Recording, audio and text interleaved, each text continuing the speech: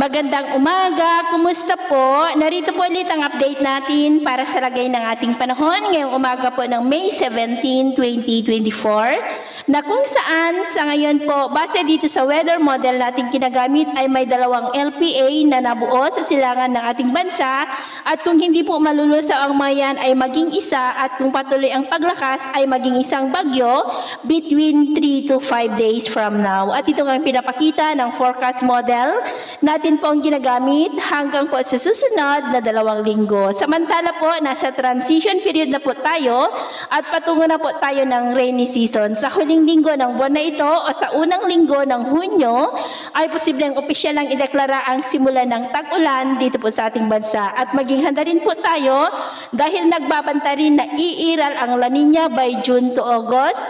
At kung may La Nina, asahan po natin ang mas maulan na panahon at mas mataas na rin ang tsansa ng pag-develop ng mga sama ng panahon na maging bagyo.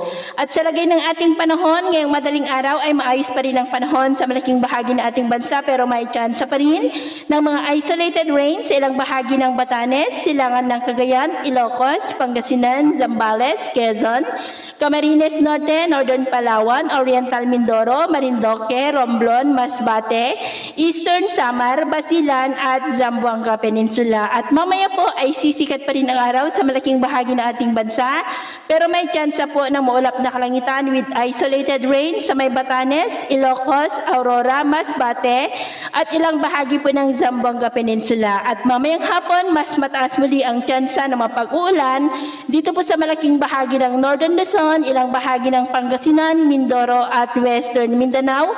Kaya ingat po tayo sa posibleng banta ng mga pagbaha at pagguho ng lupa at mag-ingat din po tayo sa mga pagkulog at pagkidlat.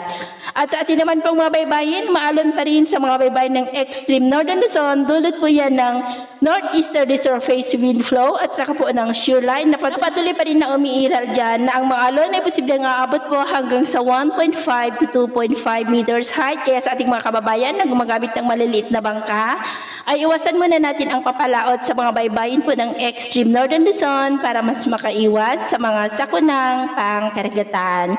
So, ito po ang latest update natin sa araw na ito. At ako po muli si James na nagsasabing sa kahit na pagsubok po na darating sa ating buhay, huwag na huwag po tayong mawawalan ng pag-asa. Thank you and God bless!